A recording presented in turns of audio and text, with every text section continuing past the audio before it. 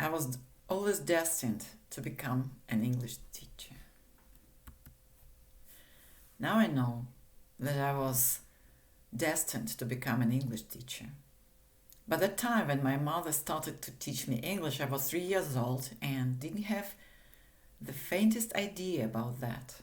When I was 14, I continued to learn English on my own, with a different book, a gramophone, and English records. British accent and simplicity of an English sentence fascinated me.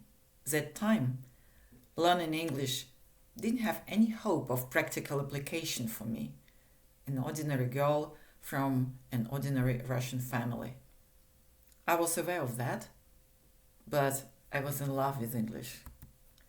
When I was 17, I started to study chemistry at the university in Moscow. Still read a lot in English, little realizing that things were going to change soon. The time I met a guy who I liked. He was a Slovak student. 3 years later, we got married. We moved to Bratislava. It was the end of the 80s. I found a house which we could rent to separate from the family of my husband. But when all his family from the northeast of Slovakia decided to come to live with us in our rented house, I felt devastated. I didn't know what to do, and I returned back to Moscow. It was in the middle of the crisis of the 90s, and that was the time when my teaching career started. English teachers were on demand. I found out about the British Council in Moscow, about wonderful British course books, and organized my first English courses myself.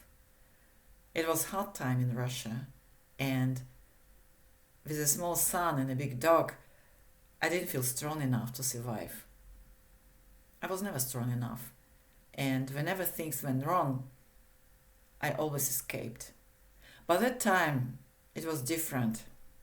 I already knew that I was on the right track and felt lucky because I already realizing what I was going to do for the rest of my life. So when back in Bratislava, I certified my education at the Comenius University as a teacher of English language and literature and entered the happiest period of my professional life, working as a teacher for the secondary schools, different companies, and later for the Faculty of Chemical and Food Technology, combining my chemical and English education.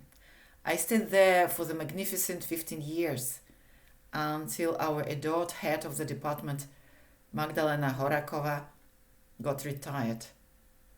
Then everything changed. And one more time, I escaped.